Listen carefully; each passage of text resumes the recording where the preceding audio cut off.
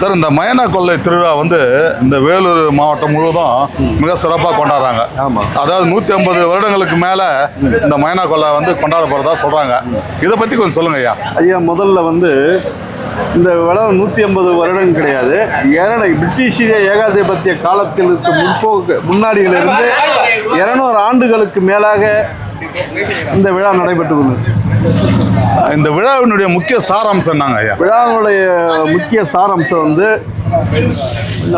முன்னோர்கள் நினைவாகவும் தீயவர்களை அழித்து